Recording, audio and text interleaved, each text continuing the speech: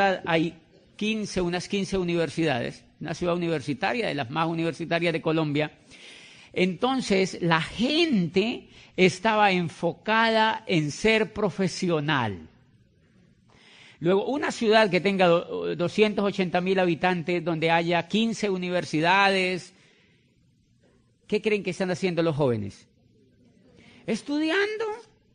¿Qué creen que están haciendo los padres? Pues ejerciendo lo que estudiaron y esperando que sus hijos terminen la carrera para ejercer lo que también estudiaron. O sea, toda una comunidad enfocada en estudiar carreras.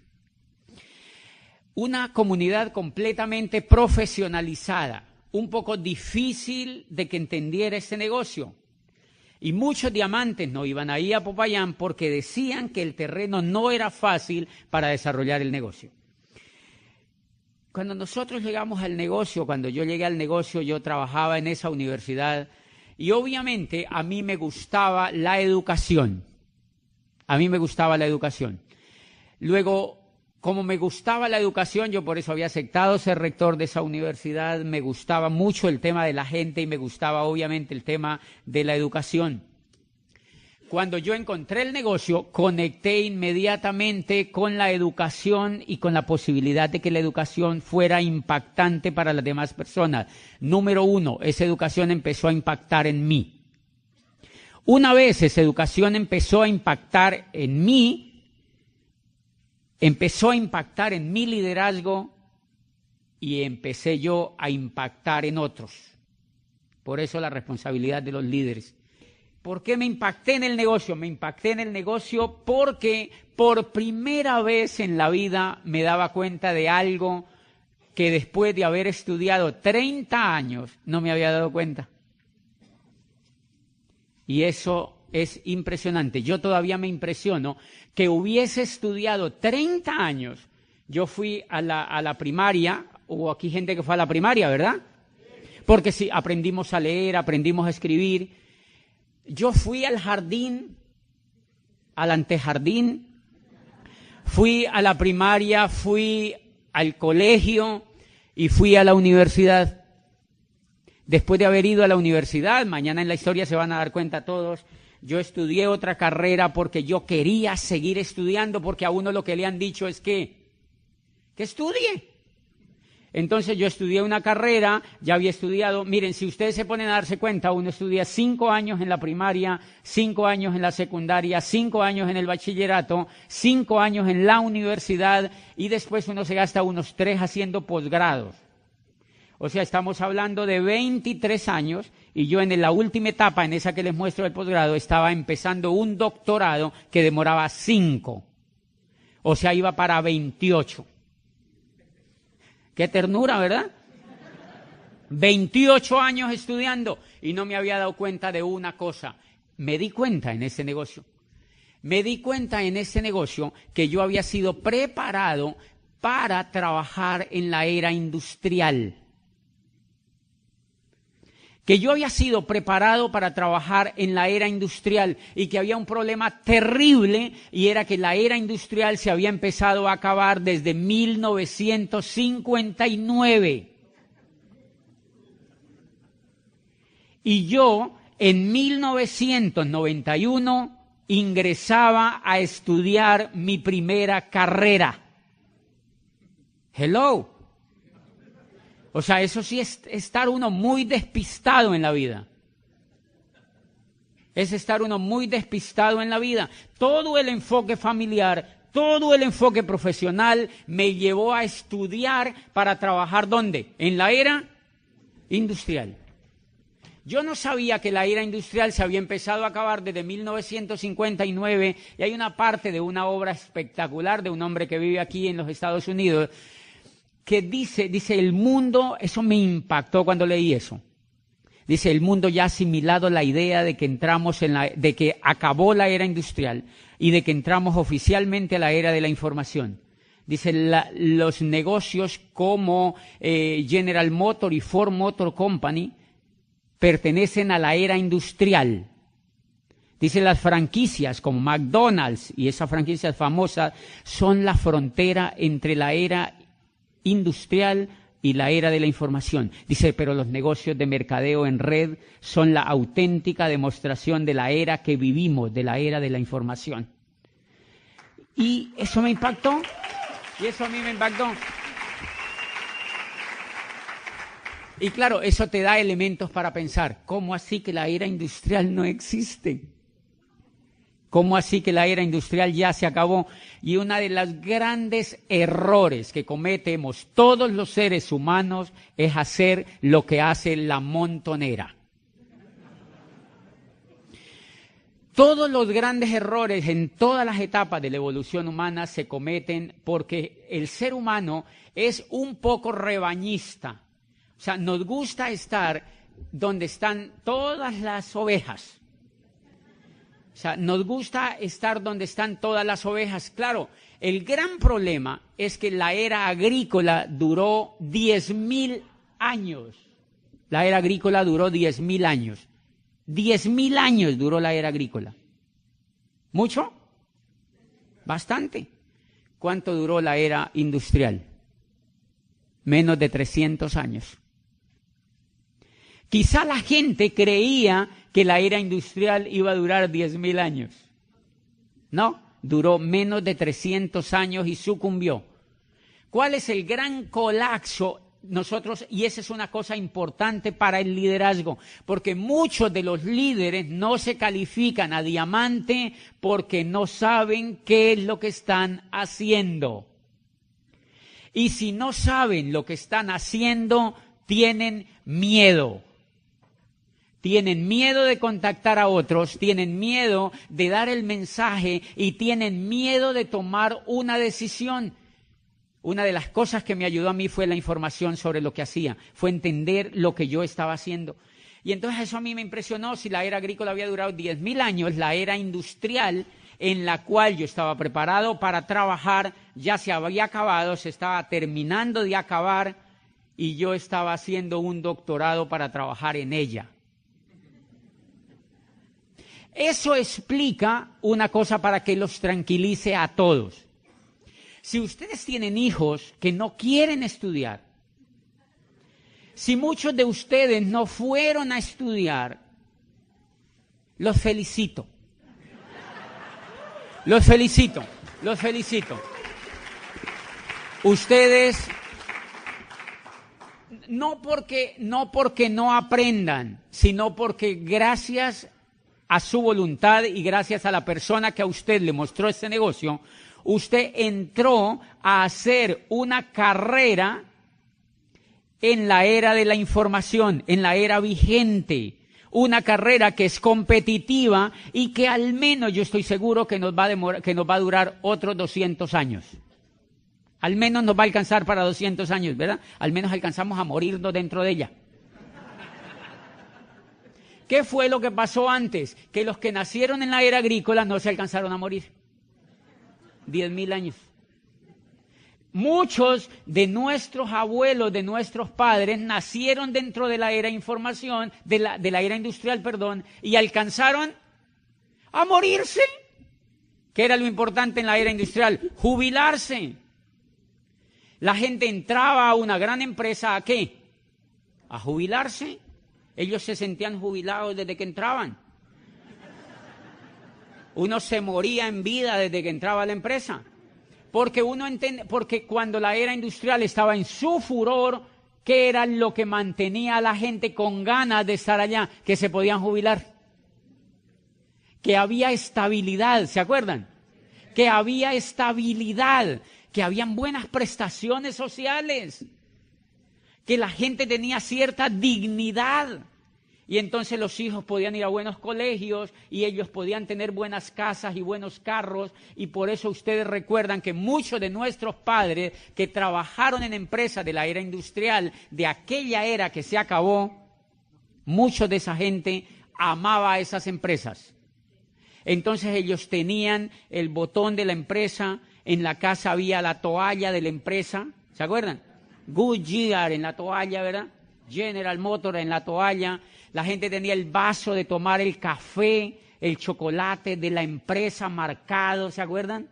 La gente tenía hasta medias con la marca de la empresa, calzoncillos con la marca de la empresa. O sea, tenían identidad con la empresa porque la empresa les permitía. Tenían la bacenilla de la empresa, tenían montones de elementos que les permitía a la gente sentirse orgullosa de lo que hacían. Pregunta: ¿es posible hoy esperar jubilarse en una empresa? No, y mire que responden en coro. No, radicalmente no. ¿Por qué? Porque la era industrial ya se acabó. Si ustedes quieren que les cuente una cosa, mire a dónde llevan la masa del pueblo desinformado. Si usted escucha hablar a cualquier político en los Estados Unidos o en cualquier parte del mundo, le van a decir a la masa desinformada que el empleo se está recuperando. ¡Qué lindos! Porque la masa de allá afuera lo único que hace es ver televisión.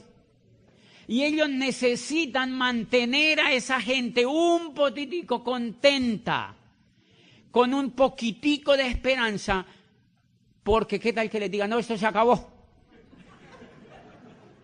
Esto se fregó del todo y ustedes tienen que ponerse las pilas. No les van a decir eso.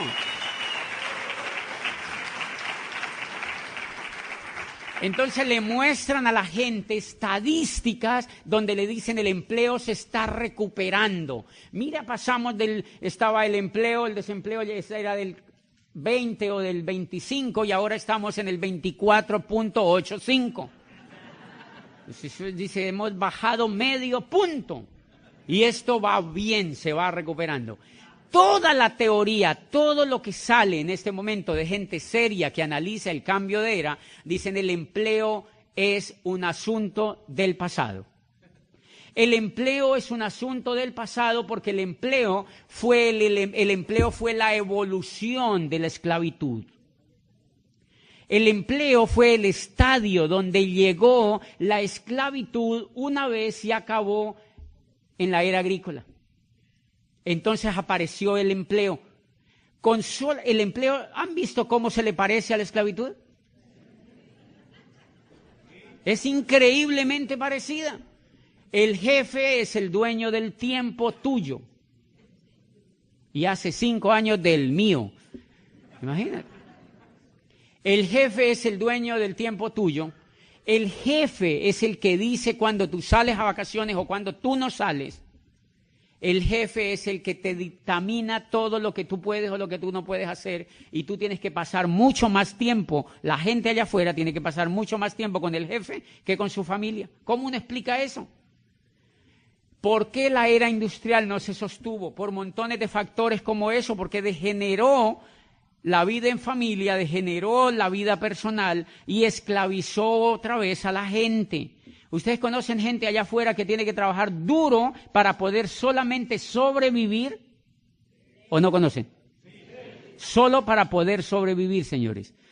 Cuando el empleo se acaba la segunda era donde evoluciona la esclavitud. Miren lo interesante, lo único que el empleo cambió frente a la esclavitud es que a uno como empleado no le pegan. Es lo único. ¿Y por qué no le pegan?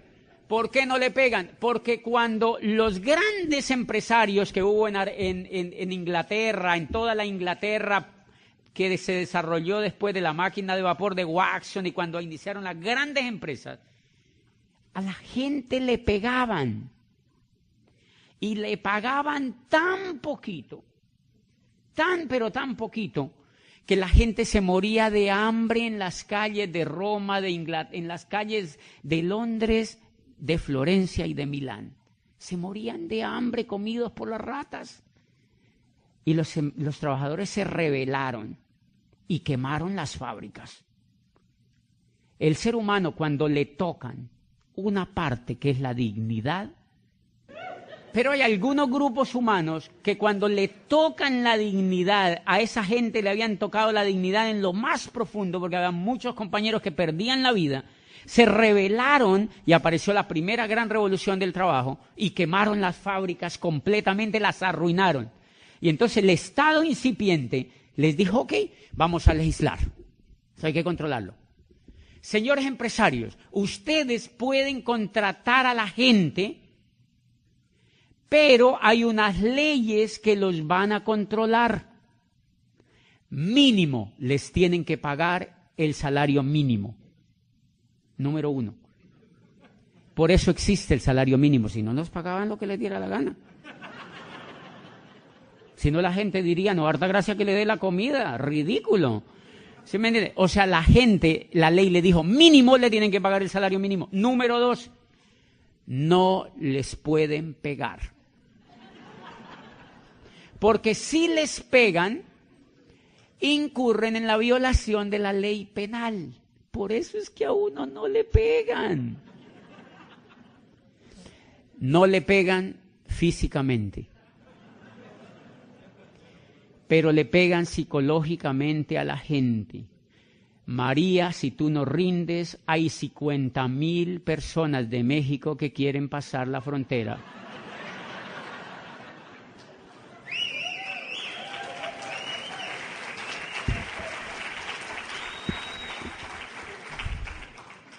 Y sigue igual, o sea, la pelea fue peor porque entonces no fue físico, fue psicológico. ¿Cómo tú controlas la violencia psicológica? ¿Quién la tipifica? ¿Quién la penaliza? ¿Quién controla eso? Señores, y entonces la gente empezó un juego impresionante. Si ustedes en esta convención líderes toman conciencia un poquitito más del tema que nosotros hacemos, ustedes se levantan de esa silla y se van a diamante. Porque si no se han levantado de esa silla para irse a diamante, es porque todavía no son conscientes de la gravedad que es si uno no se hace diamante en este negocio. Porque no comprenden el entorno. Porque quizá creen que es un jueguito. Ay, sí, me metí ahí en un negocio de productos, ahí dándole a ver qué pasa. No funciona. No funciona, no funciona. Es impresionante, impresionante lo que está pasando en el mundo laboral. Yo voy mucho a Chile, el año pasado fui unas 5 veces a Chile y di una conferencia en una universidad prestigiosa allí de Santiago a estudiantes de la Facultad de Economía con sus profesores, hablando de esta crisis, de la crisis que el mundo de Occidente va a vivir por el acabose de la era industrial. Y yo les decía, y miren, ¿cuántos estudiantes aquí en Santiago de Chile están estudiando para trabajar en la era industrial? ¡Qué catástrofe! Por eso esos muchachos salen de la universidad con un título y van donde el papá y le dicen, papá, no hay nada. ¿Qué va a haber? Y el papá está más despistado que el hijo. Porque ninguno de los dos sabe qué fue lo que pasó, Y hay una cosa elemental que me impresionaba y que me daba cuenta que pasaba ahí en ese mercado de Chile. Y mire lo increíble. En Chile, el gobierno aprobó una ley democrática que permite contratar a la gente con 0 prestaciones sociales. Con 0 prestaciones sociales. Ese es el futuro que les espera a la gente que no se educa como empresario y a la gente que está esperando que la contraten y que la sigan explotando las empresas. Esas personas van a salir educadas a un mundo donde van a tener una calidad de vida increíblemente mala. En Colombia están contratando muchachos muy jóvenes, brillantes de prestigiosas universidades por $500. $500. Y cuando eso, le dicen al muchacho que es para que coja experiencia. Y cuando ya tienen unos 10 años, entonces ellos dicen, oh, si ya no corre igual, ya no es lo mismo, ya se está poniendo como canción, reemplacémoslo por 2 de 20. Reemplacémoslo por 2, cuando ya la persona está cumpliendo 40 años, entonces lo reemplazan por 2 de 20. Y la persona sale allá desinformada, desmotivada, completamente desahuciada por el mundo laboral, a echarle la culpa al gobierno, a echarle la culpa a los demás. y a quejarse, y a quejarse, y a quejarse, y a quejarse. Carencia de información. Mire, en todo lo que nos ha metido el mundo laboral, la era industrial nos metió en un jueguito increíblemente espectacular. La era industrial nos metió en este jueguito y es que nosotros, fíjense, por eso les digo que no, mire, la gente en general hace este juego allá afuera. La gente va y estudia. Normalmente el papá paga el estudio. ¿De quién es el colegio donde el muchacho estudia? ¿De un rico o de un pobre? Normalmente de un rico. Casi los pobres no tienen colegio, mire qué cosa tan rara. De verdad, es bien raro, pero ese colegio es de un rico. ¿Quién trabaja para pagar ese colegio? El papá trabaja en un puesto, hace lo que haya que hacer para pagar ese colegio. Okay. El muchacho estudia y cuando se va para la universidad, normalmente el muchacho saca un crédito. Aquí también se da igual, le dan un crédito para que estudien y el muchacho se va con un crédito a la universidad. Cuando ese muchacho sale de la universidad, sale con la primera cruz. Una deuda. Lo han educado para que se endeude. Y él ya sale con la primera gran deuda. O sale el muchacho o sale el papá. Pero nadie se vuela de esa deuda. ¿Ok? El muchacho va a una empresa y imagínense solamente con ustedes, no lo tomen solo por la universidad, porque a partir de aquí es el jueguito igual para todos. Sea que haya ido a la universidad o sea que no, el jueguito es igual porque lo diseñaron democrático, o sea, para que todo el mundo caiga ahí en ese jueguito. ¿En qué consiste? El muchacho va allá a la empresa y lo contratan. ¿El dueño de la empresa es un rico o un pobre? Normalmente es un rico o es alguien que tiene más ingresos que el que quiere trabajar, porque si no tuviera más ingresos que el que quiere trabajar, pues el otro no iría a trabajar allá. O sea, uno va a trabajar, adivine por qué. Porque ama el trabajo. Porque lo ama. Yo les propongo, si ustedes les dicen mañana que a partir de mañana, así vayan a trabajar, les van a suspender el pago por un año, ¿ustedes seguirían yendo así felices? ¡Oh, yo trabajo en AT&T, así, ¿no? ¿Irían? Uno va a trabajar porque tiene que vivir. Lo que pasa es que la gente, a uno lo educa para que yo amo el trabajo. O sea, sí, hay gente que le gusta lo que hace y no todo el mundo lo hace por dinero, pero la gran mayoría de gente le tiene que ir a trabajar porque no tiene dinero. Y entonces miren lo que pasa, el muchacho va a una universidad, sale con una deuda y va y se emplea a una empresa, la empresa del rico, y el rico se asegura que le pague lo suficientemente poco para que él nunca se vuelva rico. Y el muchacho no sabe cómo es el juego de la economía. Entonces el muchacho se va para la casa y cuando llega a la casa, como él ya tiene sueldo, él dice, estoy como aburrido aquí en la casa. Entonces él va a un centro comercial y en el centro comercial lo primero que ve es un plasma. Y él dice, no, pues yo no lo voy a comprar a contado, yo lo voy a comprar a crédito. ¿Quién le vende el plasma? Un rico.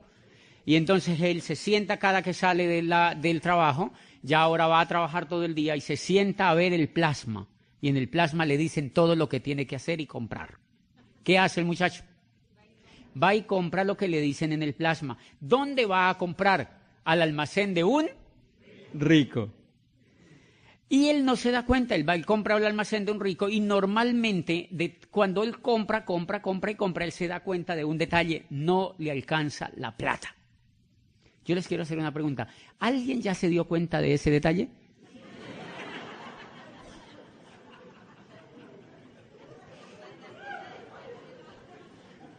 Que uno trabaja y no le alcanza la plata. Y uno no entiende qué es lo que pasa. Bien, como uno no entiende qué es lo que pasa, uno vuelve y pide explicación al plasma. Y uno se sienta y uno le dice, y entonces uno dice, si no me alcanza la plata, entonces sale y le dice el plasma, tranquilo, si no le alcanza la plata, hay American Express, hay Visa, hay Mastercard. ¿De quiénes son esas cosas? De otro rico. Y el muchacho dice, ok, qué interesante, qué país tan chévere este. Pase esa tarjeta para acá. Y se va y con eso soluciona su problema. Sigue comprando. Sigue comprando, sigue comprando, sigue comprando y vuelve, trabaja y ve televisión y ahora la plata que le dan pues la reparte para pagar la tarjeta, que es donde compra el mercado, donde compra cosas para estar bien, pero también esa persona tiene que vivir y normalmente ya no vive donde los papás, sino que vive en una casa. ¿Esa casa él la ha podido comprar? No, es alquilada. ¿De quién es? De un rico. Entonces, mire, ya le paga la universidad la deuda en que lo metió. Ya le paga la visa al rico y ahora le paga la casa que es donde tiene que vivir. Pero como él sigue viendo el plasma, le dice, usted tiene que tener una casa propia. Sus hijos acaban de nacer y usted tiene que tener una casa propia. Televisor, pero no tengo plata. Y el televisor le dice, tranquilo, se la fiamos. Se la fiamos, pequeñas cuotas. Se la fiamos a 30 años, 30 tiernos años.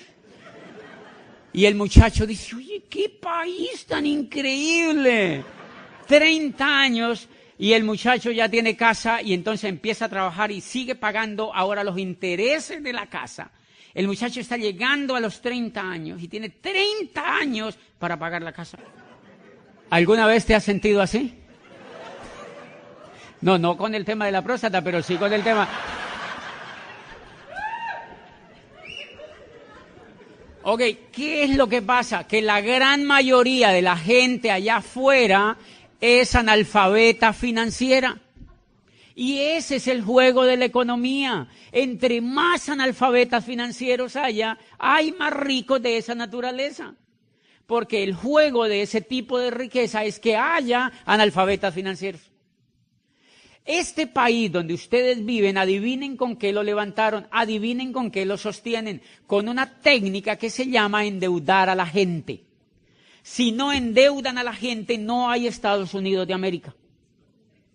Si no hay esclavitud, no hay Estados Unidos de América, porque el modelo está hecho para enseñarle al niño desde que sale del vientre de su madre, pues del de la de él, obviamente, está hecho para enseñarle a ese niño que él tiene que endeudarse por su país. Él tiene que endeudarse. Por eso toda la publicidad está dirigida a que la gente se endeude. ¿Conocen gente endeudada aquí?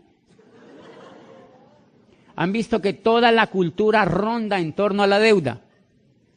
Señores, si uno no entiende ese juego, a uno se le va la vida sin entenderlo y uno nunca puede hacer algo que valga la pena. Por eso amo este negocio. Por eso amo este negocio.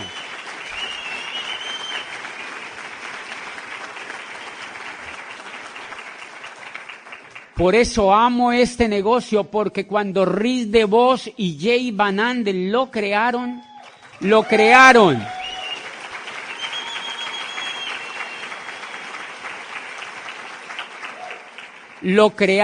para que tú y yo fuéramos libres. Lo crearon para que tú y yo fuéramos libres. Por eso hay una cosa que me impacta en los textos que DeVos escribió, que me impactó. ¿Cómo no te vas a levantar de la silla, hacerte diamante, si tú lees esto que te voy a decir? Credo número 5. Dice, creemos que el trabajo es bueno solamente si lleva al trabajador hacia la libertad, la recompensa o la esperanza. Dice, si tu trabajo no es satisfactorio en lo emocional, en lo psicológico, en lo espiritual y financiero, lo mejor es que lo dejes lo más pronto posible y te consigas otro que sí lo sea. Dice eso Rhys DeVos en un libro que se llama Capitalismo Solidario.